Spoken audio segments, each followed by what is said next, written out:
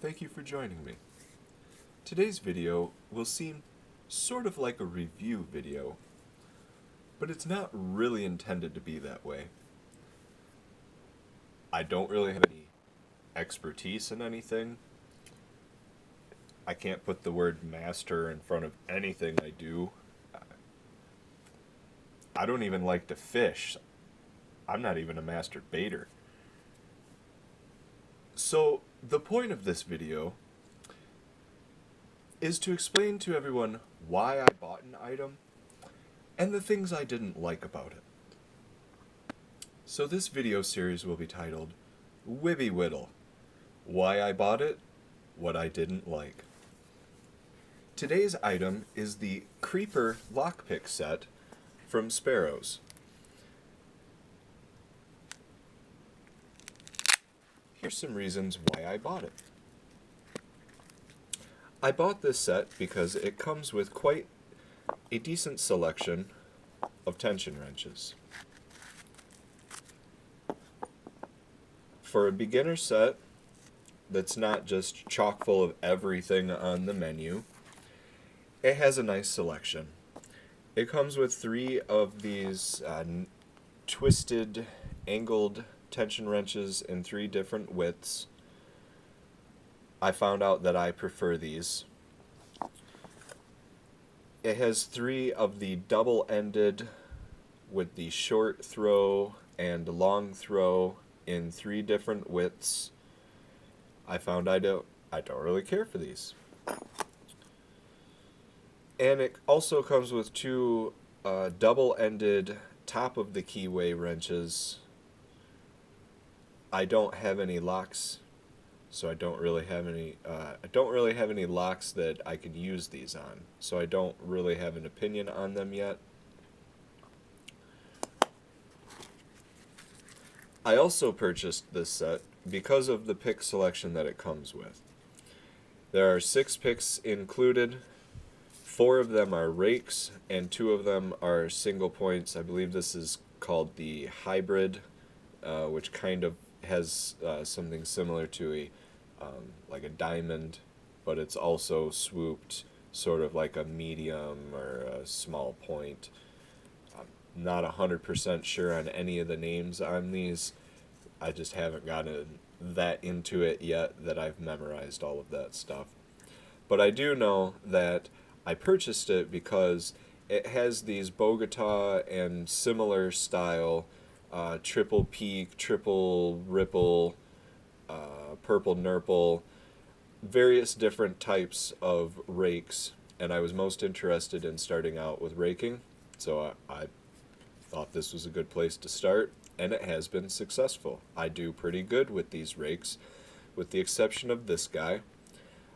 Maybe it's just because I'm playing with those delicious master locks right now, but the completely misnamed city rake, I think it looks more like a mountain than a city.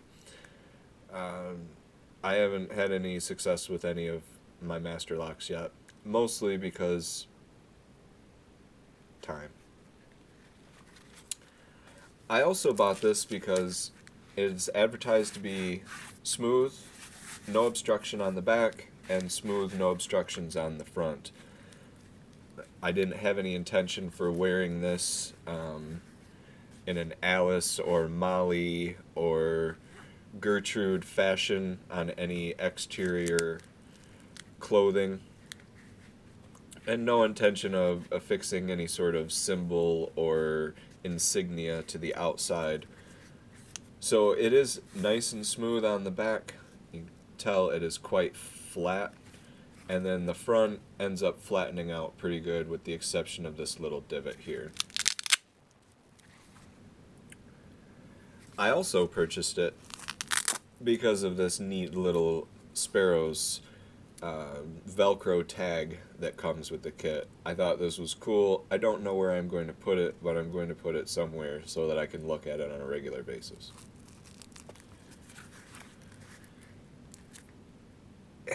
Admittedly, I like a little bit of tactical stuff, so I did purchase this because the green, it shows up a little bit yellow because of the very green back here, but The green background here is phosphorescent paint. It glows.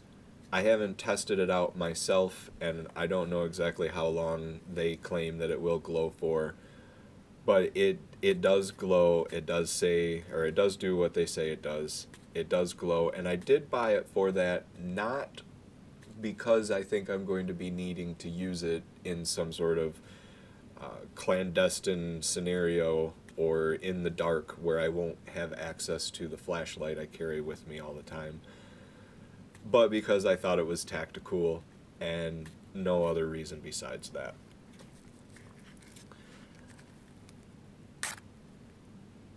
What I don't like. There really isn't a whole lot that I don't like about the Creeper set. I'm not sure I'm too keen on, I guess I should say, the way it's put together. Upon arrival, it's extremely tight. It was nearly impossible to get the picks in and out of this thing. The first 20 or 30 times I tried to remove any of them. This one, because I never ever use it, is just impossible to get out. But I never even use it, so that's not really a big deal. But it's extremely tight. Now, eventually that could be a benefit, but since it is loosening up, I do know that this is stretching out and eventually will lose any sort of hold that it has on the picks, and they will get to the point to where they are much looser and slide in and out, possibly to the point to where they're unsafely loose. The second pocket down here where I store the tension wrenches, and I believe is the most logical place to store them, because of this extra flap right here that comes and wraps around from the back side, it kind of gives it a styling. It kind of reinforces it a bit, but it also makes it nearly impossible to use this feature and have everything in there without getting everything more stretched out, which is supposed to be the secret feature so that you're not making ripping sounds with the Velcro. You can slide it behind the Velcro. It's nearly impossible to get that flap behind there with all of the picks and all of the tension wrenches inside of the case. So you'd kind of have to just like pick a couple picks and a couple tension wrenches, put those in, and then be able to do that. And then also hold this up to a light to get it to charge. Try and shield it from all my light sources, and you can kind of see there that it is glowing a bit. What I also didn't like is this card itself. You can see all along here that there's some sort of reaction taking place with the rubber on these picks, whether it's from my hand oils or other environmental issues. I don't know 100%. I'm not a chemist, so I can't get in here and test exactly what is going on. But I will say that this pick, the so-called city rake, which looks more like a mountainscape, has sat in this position for quite some time, being unmoved, untouched, unused. And it has probably one of the worst marks. So that makes me feel like it's some sort of reaction between the rubber material of the handle, which I forgot to mention is one of the reasons why I did buy it, this set, is that it comes with the rubber handle, not the plastic, which I don't like the feel of plastic in my fingers, and it wasn't unhandled, which I also did not want either, in the event that I had to pick a lock while it was cold outside and my locks were frozen. I didn't want my picks to be frozen also. The phosphorescent paint that they use to put on here and make it all glowy is just peeling right off. I've had this set for just a few weeks now, and I haven't been a heavy user. I might pick for 10 or 15 minutes a day, On an average day, on a heavy day, I might be into it for 45 minutes or an hour, and I'm not pulling picks in and out of the set on the regular. So I really feel that this paint either needs to somehow be adhered better, or some sort of clear, strong coating could be put over the surface of all of this, which might also help prevent any sticking issues with this, and might be a little bit slipperier and sliderier. Slipperier and sliderier.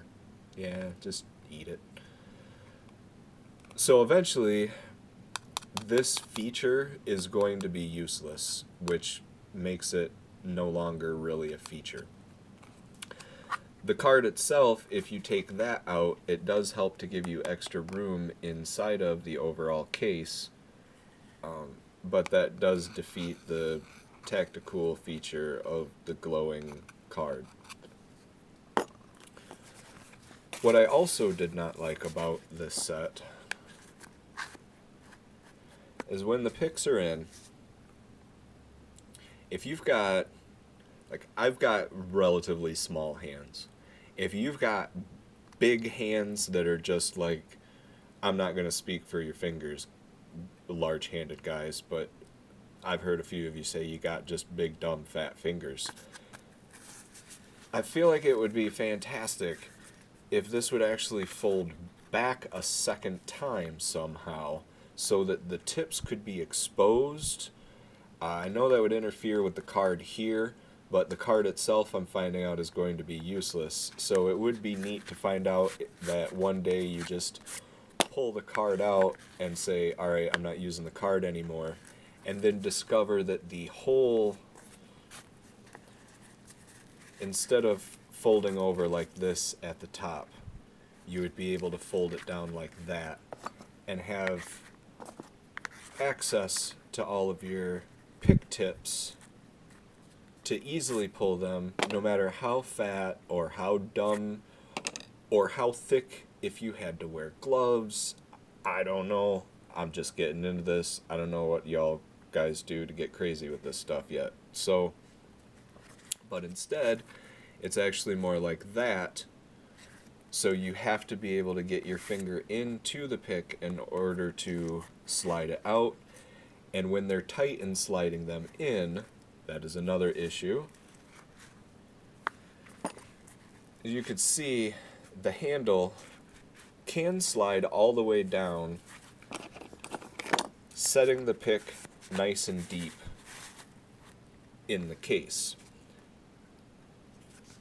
But then you've only got the pick tip, which is, once everything is in here, it's very tight, to try and pull everything out of, and some of these guys are a little bit sharp. That's kind of unfortunate. It would be nice if you could get a little bit better access to the handle itself, which I suppose if the breaking point was right about here, you would be able to get that access. And I do believe that there would be a little bit more room in the secondary pocket for all of the tension wrenches. That would make it a little bit better fit in here. You wouldn't have to worry so much about this entire pocket getting stretched out, or this pocket, which will eventually get stretched out as well. Since I am in the United States, and the company Sparrows is located in Canada, the price that I paid for this got reduced from the original price. I don't remember what it was right now. I believe it was 59 Canadian pesos, and with the conversion rate, I only paid 45 real American dollars. That's real American, not Canadian pesos. So if you can get in on a good exchange rate, you can get quite a deal on this. I believe that for all of this stuff, even with the things I've mentioned I don't like, this is really a great way to start getting into lockpicking if you want a variety of rakes. and some fun with it too. It's not just a plain serious set. It does have a little bit of tactical to it, which I think adds a little something to the set, even if it's completely unnecessary in your line of lockpicking. I'm James Vandertick. Keep your picks legit.